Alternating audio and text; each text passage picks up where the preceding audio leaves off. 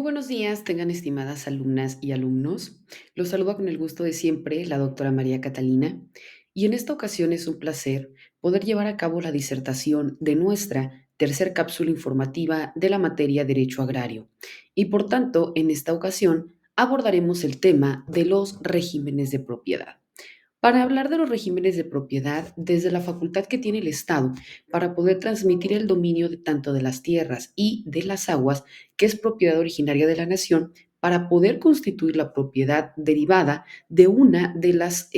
cuales es considerada propiedad privada, entonces es considerada como el derecho que tiene un particular, una persona física o moral de derecho privado para poder usar, para poder gozar y para poder disponer de un bien con las limitaciones establecidas dentro de la propia normatividad, de acuerdo con las modalidades que dicte el interés público y de modo que no se perjudique a la comunidad.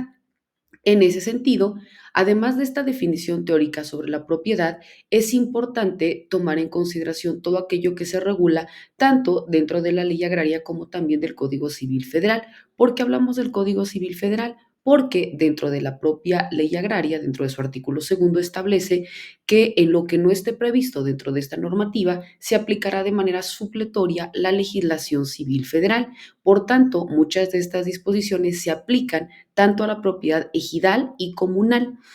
Cuando nosotros hablamos específicamente de lo que mandata el Código Civil Federal, vemos que por ser una ley de derecho privado más importante, el Código Civil es por demás amplio y dentro de sus títulos, capítulos y artículos comprende propiamente el primero de ellos que contiene disposiciones preliminares aplicables para la interpretación del libro segundo.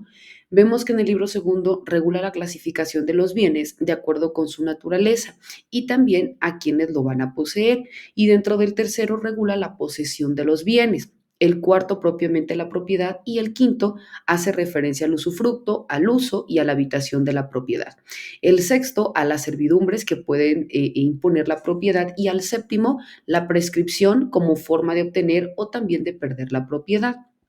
Ahora bien, cuando nosotros hablamos propiamente dentro de la ley agraria, vemos que aquí se hace referencia acerca de las tierras ejidales y de manera explícita nos indica que son tierras ejidales y que por tanto estarán sujetas a las disposiciones que contempla la ley agraria y que han sido dotadas al núcleo de población ejidal o incorporadas dentro del régimen ejidal. Y para estos efectos, la ley agraria contempla y reconoce a las tierras agrarias para su destino, dividiéndolas en tres. La primera de ellas es la que le da la nominación de tierras para el asentamiento humano. El segundo es el que le da la nominación de tierras de uso común y el tercero es el que le da la nominación de tierras parceladas. Cuando hablamos de las tierras ejidales, son aquellas que podrán ser objeto de cualquier contrato de asociación o también de aprovechamiento que sea celebrado por el núcleo de población ejidal o también por los ejidatarios titulares, según se trate de tierras de uso común o también de tierras parceladas, respectivamente. Por ello, los contratos que implique el uso de las tierras ejidales por terceros tendrán una duración acorde al proyecto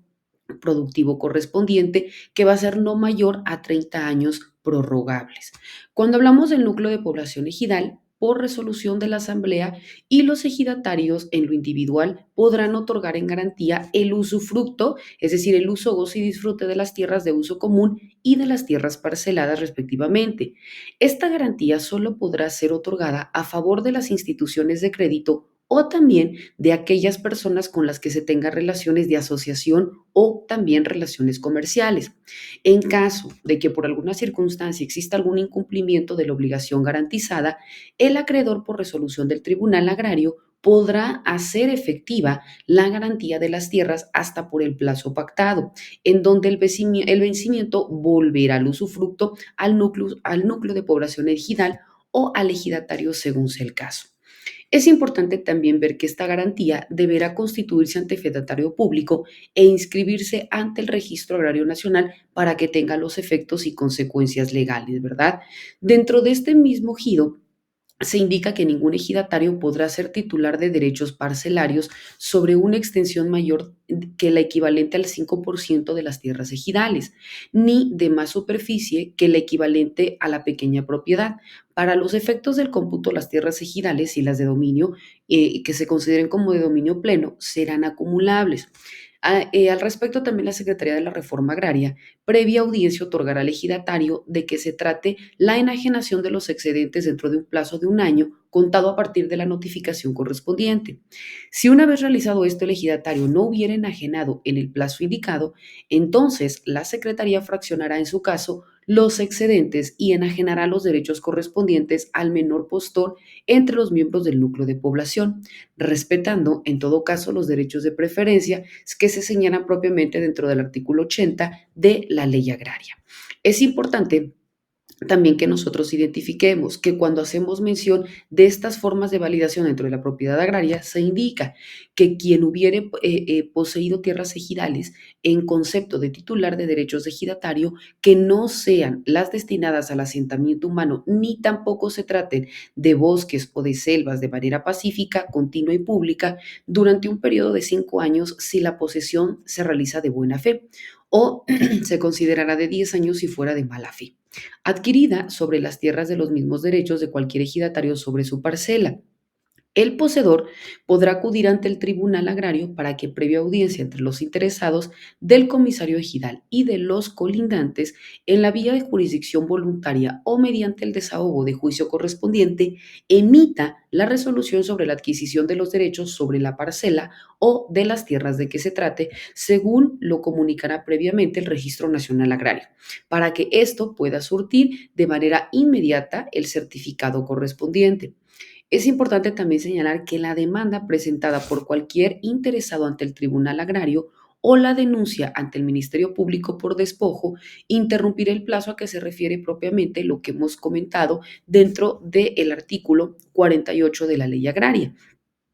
Entonces, estos vuelvan a tener efecto hasta que se dicte la resolución definitiva. También es importante señalar que los núcleos de población ejidales o comunales que hayan sido o sean privados ilegalmente de sus tierras y aguas podrán acudir directamente a través de la Procuraduría Agraria ante el Tribunal Agrario para solicitar la restitución de sus tierras. Los ejidatarios y los ejidos podrán formar uniones de ejidos, asociaciones rurales, de interés colectivo y cualquier tipo de sociedades mercantiles o civiles de cualquier otra naturaleza que no estén prohibidas por la ley para el mejor aprovechamiento de las tierras ejidales, así como también para la comercialización y transformación de los productos, la prestación de los servicios y cualesquier otros sujetos u objetos que permitan a los ejidatarios el mejor desarrollo de sus actividades. Por último, vemos que dentro del propio núcleo de población, los ejidatarios podrán constituir fondos de garantía para hacer frente a las obligaciones crediticias que contraigan, los cuales se empezarán a crear